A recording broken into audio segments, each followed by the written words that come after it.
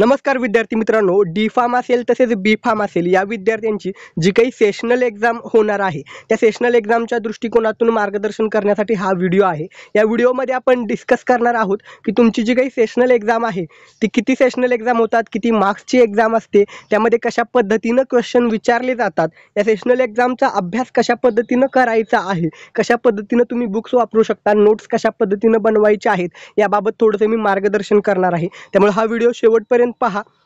तर D pharm आणि बी form या दोन्हीच्या बाबतीमध्ये आपण माहिती बघणार आहोत। तर सुरुवात करूया।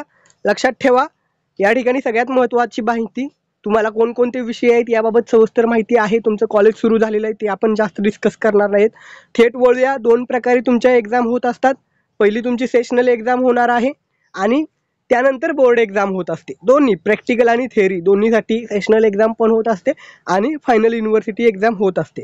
या व्हिडिओमध्ये आपण फक्त सेशनल एक्झाम बाबत माहिती घेणार आहोत, दोन्ही डी फार्म आणि बी फार्मच्या बाबतीत देखील।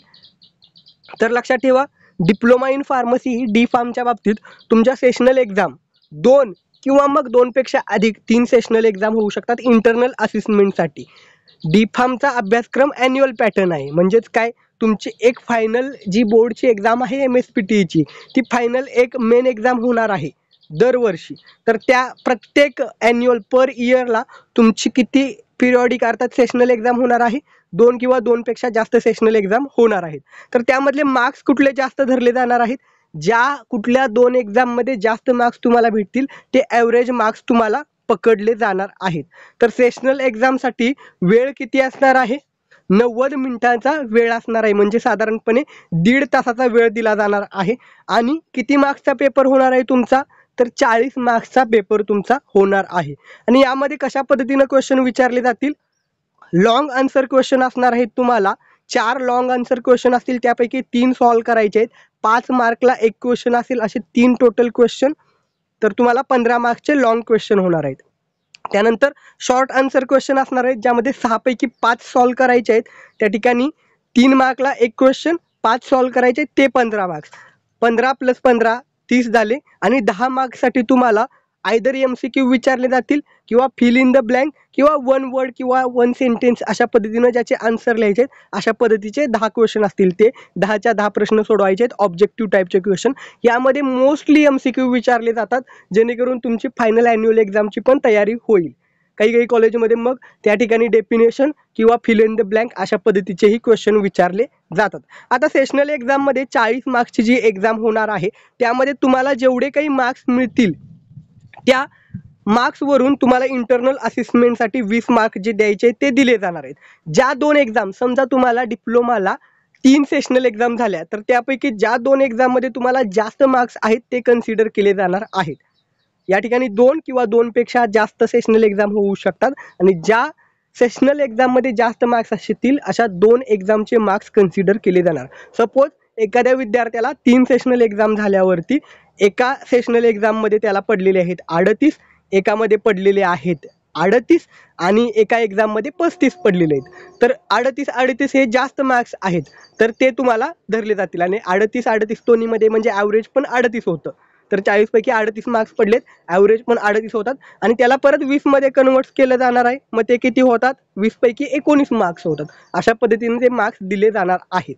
ओके, तर हे झालं डिप्लोमाच्या सेशनल एक्झामच्या बाबतीत। आता सेशनल एक्झामसाठी जी प्रॅक्टिकल एक्झाम होते ती कशा पद्धतीनं होणार आहे, हे जास्त डिटेलमध्ये प्रॅक्टिकलचं पण बोलणार नाही, कारण तुम्हाला प्रॅक्टिकलमध्ये सांगितलंच जाईल। या ठिकाणी सिनॉप्सिस होतं, ज्यामध्ये तुम्हाला जे मॅन्युअल जर्नल लिहायला दिलेलं आहे त्यामध्ये इंट्रोडक्टरी पार्ट जो लिहिला आहे त्यावरती काही क्वेश्चन विचारले जातात। डेफिनेशन असतील किंवा एखादा प्रिन्सिपल लिहायला सांगितलं जाईल, मेकॅनिझम लिहायला सांगितलं जाईल, असे क्वेश्चन असतील, एखादी डायग्राम काढायला सांगितली जाऊ शकते। किंवा मग सब्जेक्ट टीचर सेम असेल तुम्हाला प्रॅक्टिकलसाठी आणि थेअरीसाठी, तर ते कदाचित तुम्हाला त्या ठिकाणी थेअरीचाही एखादा पार्ट विचारतील जो की दोन्हीमध्ये कॉमन आहे। त्यानंतर एक्सपेरिमेंट असेल, एक्सपेरिमेंट 50 मार्कला तुमचा असणार आहे। आता तो एक्सपेरिमेंट आहे त्यामध्ये पुन्हा मेजर एक्सपेरिमेंट, मायनर एक्सपेरिमेंट असू शकतो। त्यानंतर वायवा अर्थात एक प्रकारे तोंडी परीक्षा असते, त्या ठिकाणी प्रॅक्टिकलवरती क्वेश्चन विचारले जातात किंवा कधी थेअरीची तुमची तयारी कितपत झाली हे बघण्यासाठी तुम्हाला त्या ठिकाणी जे क्वेश्चन विचारले जातात ते तुमच्या थेअरी सब्जेक्ट बेसवरती पण क्वेश्चन असू शकतात। आणि जे काही तुम्ही प्रॅक्टिकलचं जे काही रेकॉर्ड मॅन्युअल बुक मेंटेन केलेलं आहे त्याचे देखील काही मार्क्स धरले जातात। तर या ठिकाणी सेशनल एक्झामचे मार्क कंडक्ट करताना थोडाफार फरक असू शकतो, कॉलेज टू कॉलेज व्हॅरी होऊ शकतो कशा पद्धतीनं मार्क डिवाइड केलेत, पण हा पॅटर्न आहे तो PCI सिलेबसनुसार आहे. आता पुढे वळूया आपण बी फार्मच्या बाबतीत बघूया. बी फार्मचं पण तुम्हाला सब्जेक्ट कोणते आहेत, आता सब्जेक्टची ओळख झालेली आहे, कॉलेज सुरू झालेलं आहे, शिकवतायत तुम्हाला, त्यामुळे सब्जेक्ट कुठले आहेत त्यावरती डिटेल डिस्कस करत नाहीत. सरळ आपण वळूया. या ठिकाणी बी फार्मसाठी देखील तुमची जी फायनल एक्झाम होणार आहे युनिव्हर्सिटीची ती जशी असते, तर प्रत्येक सेमिस्टरला तुमची एक्झाम होणार आहे फायनल बोर्डची. फायनल युनिव्हर्सिटी एक्झाम ही तुम्हाला प्रत्येक सेमिस्टरला होणार आहे आणि प्रत्येक सेमिस्टरला तुम्हाला सेशनल एक्झाम पण होणार आहे. थिअरी आणि प्रॅक्टिकल दोन्हीसाठी अशा पद्धतीने एक्झाम होणार आहे. अर्थात आपण फक्त सेशनल एक्झामच या ठिकाणी डिस्कस करतोय. युनिव्हर्सिटी बोर्ड फायनल एक्झाम त्यासाठी पुन्हा एक सेपरेट व्हिडिओ बनवला जाईल. तर कशा पद्धतीने एक्झामचा पॅटर्न असणार आहे लक्षात ठेवा. बी फार्मला सेमिस्टर पॅटर्न आहे, अर्थात प्रत्येक वर्षी 2 सेमिस्टर असतात आणि प्रत्येक सेमिस्टरमध्ये तुमच्या 2 सेशनल एक्झाम होणार आहेत. तिसरी सेशनल एक्झाम होण्याची शक्यता कमी असते, पण बऱ्याचदा विद्यार्थ्यांना कमी मार्क्स असतील तर इम्प्रूव्हमेंटसाठी एखादी एक्झाम घेतली जाऊ शकते, पण शक्यता फार कमी आहे. बी फार्मला 2च सेशनल एक्झाम होतात. अर्थात त्या सेशनल एक्झाम जी होणार आहे त्याचे मार्क्स तुम्हाला पुन्हा इंटरनल असेसमेंटसाठी पकडले जाणार आहे. सेशनल एक्झाम किती मार्क्सची होणार आहे, 30 मार्क्सचा सेशनलचा पेपर होणार आहे आणि ते 30 मार्क्स तुम्हाला किती मिळतील त्याचे ॲव्हरेज काढून पुन्हा ते 15 मार्क्समध्ये कन्वर्ट केले जाणार आहेत, म्हणजे हाफ केले जाणार आहेत किती पडतील ते. तर लक्षात ठेवा कशा पद्धतीने सेशनल एक्झाम होईल. त्यामध्ये पहिल्यांदा मल्टिपल चॉईस क्वेश्चन MCQ असतील, ज्यामध्ये तुम्हाला एक करेक्ट ऑप्शन सिलेक्ट करायचा आहे. असे 10 MCQ असतील किंवा त्याला ऑप्शन असू शकतो ऑब्जेक्टिव्ह टाईप, त्यामध्ये तुम्हाला डेफिनेशन असू शकतात किंवा 1 line answer, fill in the blank असे क्वेश्चन येऊ शकतात. पण मोस्टली या ठिकाणी काय केलं जाणार आहे, MCQ असतील. MCQ नसतील तर या ठिकाणी डेफिनेशन किंवा 2 मार्क्सचे जे छोटे ऑब्जेक्टिव्ह टाईप क्वेश्चन आहेत ते विचारले जाऊ शकतात 10 मार्क्ससाठी. त्यानंतर लॉंग आन्सर क्वेश्चन असणार आहे, 2 पैकी 1 सॉल्व्ह करायचं आहे 10 मार्क्ससाठी. त्यानंतर शॉर्ट आन्सर क्वेश्चन, त्यामध्ये 3 पैकी 2 सॉल्व्ह करायचे आहेत, 5 मार्कला 1 क्वेश्चन, असे 10 मार्क्स. 10 + 10 + 10 असे 30 मार्क्सचा टोटल तुमचा पेपर होणार आहे. 2 सेशनल एक्झाम होतील, दोन्हीचे ॲव्हरेज काढलं जाईल आणि 30 पैकी जे तुमचे पेपर झालेले आहेत त्याचं परत 15 मध्ये मार्क्स कन्वर्ट केले जातील. हे मार्क्स तुम्हाला इंटरनल असेसमेंटसाठी पकडले जातील. तर तुमचं बऱ्यापैकी डाऊट सॉल्व्ह झाला असेल. ही सगळी माहिती मी जी सांगतोय ती तुमच्या PCIच्या सिलेबसमध्ये देखील इन्क्लूड केलेली आहे. आता अतिशय महत्त्वाच्या पार्टकडे वळणार आहोत की जो की आहे अभ्यास कसा करायचा त्याबाबतच्या टिप्स. विद्यार्थी मित्रांनो, बऱ्याच जणांनी वारंवार मला विचारलेलं आहे की अभ्यास कशा पद्धतीनं करायचा, नोट्स कशा पद्धतीनं बनवायच्या आहेत. तर याबाबत आज आपण डिस्कस करणार आहोत. सगळ्यात पहिल्यांदा महत्त्वाची गोष्ट, अनेक विद्यार्थी म्हणतात की काही क्वेश्चन सिलेबसच्या बाहेर येतात, आम्हाला ते डिफिकल्ट वाटतं. तर सिलेबसच्या बाहेरचं काही येत नसतं. तुमच्या सिलेबसमध्ये जे जे टॉपिक इन्क्लूड केलेले आहेत ते सगळे तुम्हाला कव्हर करायचे आहेत, मग डी फार्म असो किंवा बी फार्म असो, दोन्हीसाठी देखील. आणि तुमच्या सिलेबस कॉपीच्या खाली शेवटी काही रेफरन्स बुक लिहिलेले असतात, ते तुम्ही वापरू शकता. आता वेगवेगळ्या पब्लिकेशनचे वेगवेगळे बुक्स अवेलेबल आहेत. तुम्हाला जी लँग्वेज इझी वाटते त्या बुकला तुम्ही जास्त प्रायोरिटी द्या. त्यानंतर टॉपिक सब टॉपिक जे काही चॅप्टरमध्ये दिले ते सगळे कव्हर करायचे, बुक्स वापरायचे आहेत सिलेबसमध्ये दिलेले. प्रिव्हियस इयर क्वेश्चन पेपर वापरा, फायनल एक्झामसाठी त्याची हेल्प होते. पण त्याच्यावरती विसंबून राहू नका. सिलेबसमधले जेव्हा तुम्ही सगळे पॉईंट कव्हर करता त्यावेळेस तुम्हाला फार काही अवघड जात नाही, पेपर इझीच जाईल. आणि जे काही इम्पॉर्टंट पॉईंट तुमचे सब्जेक्ट टीचर शिकवत असताना सांगतात त्यावरती पण फोकस ठेवा. ओके. त्यानंतर पिरियॉडिक एक्झाम, सेशनल एक्झाम जे आता होणार आहे, तर यापूर्वी तुमच्या ज्या काही सेशनल एक्झाम झाल्या असतील त्याचे पेपर जर तुमच्या लायब्ररीमध्ये अवेलेबल असतील तर ते देखील रेफर करू शकता कशा पद्धतीने क्वेश्चन विचारले आहेत. बरेच विद्यार्थी वारंवार विचारत आहेत की सेशनल एक्झामला किती सिलेबस असू शकतो. तर सेशनल एक्झामसाठी जो सिलेबस ठेवायचा आहे तुमच्या सब्जेक्ट टीचरच्या हातामध्ये असतं. आतापर्यंत जेवढा सिलेबस शिकवून झालेला आहे सेशनल एक्झामच्या अगोदरपर्यंत, अगदी आदल्या दिवसापर्यंत तोही देखील टॉपिक ठेवला जाऊ शकतो. तर तुम्ही सेशनल एक्झामसाठी काय सिलेबस असेल हे तुमच्या सब्जेक्ट टीचरला विचारणं गरजेचं आहे.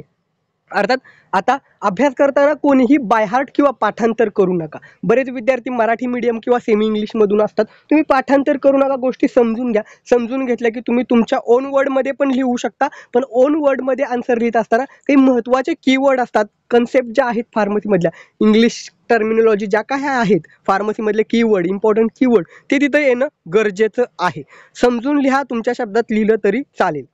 आन्सर टू द पॉईंट लिहा, पॅरेग्राफ टाईपमध्ये लिहू नका. जिथं जिथं डायग्राम काढणं शक्य असेल, चार्ट काढणं शक्य असेल, थोडंसं इतरांपेक्षा वेगळं आन्सर लिहिलं तर तुम्हाला नक्कीच चांगले मार्क हे मिळू शकतात.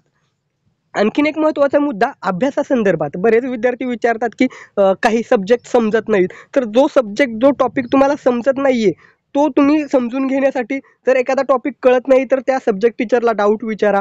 त्यानंतर तुम्ही तो सब्जेक्ट समजून घेण्यासाठी स्वतः अगोदर रीड करा. त्यामध्ये जो टॉपिक तुम्हाला कळत नाहीये ते तुम्ही मराठीमध्ये समजून घेऊ शकता. त्याचे मीनिंग समजून घ्या, डिक्शनरी वापरा हवं तर, आणि त्यानंतर तो टॉपिक समजल्यावर ओन वर्डमध्ये तुम्ही लिहू शकता. काही ड्रगची नावं असतात किंवा काही स्पेसिफिक जी नावं असतात ते आपल्याला आहे तशी ॲज इट इज लक्षात ठेवावी लागतात. तिथं समजून घेण्याचा पार्ट नसतो. पण एखादी टर्मिनॉलॉजी असते, एखादी कन्सेप्ट असते, ती मात्र समजून घेऊ शकता तुम्ही. आणि तशा पद्धतीने समजून घेऊन ओन वर्डमध्ये लिहिलं तरी निश्चितच तुम्हाला चांगले मार्क्स मिळू शकतात.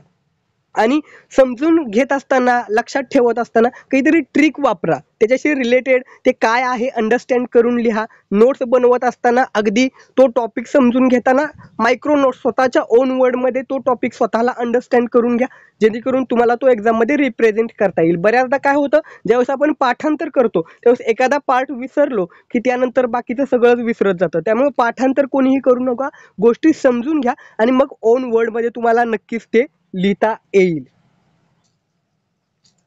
बरेच विद्यार्थी आहेत ते सिनियर्सचे जे काही नोट्स असतात किंवा सब्जेक्ट टीचरने दिलेले नोट्स असतात वापरू शकता. त्याला कुठलीही नाहीये, म्हणजे तुम्ही वापरू शकता. पण त्या ठिकाणी लक्षात घ्या, जर सिनियर्सचे नोट्स वगैरे वापरताय तर सिलेबसमधले सगळे पॉईंट कव्हर झालेत का पहा.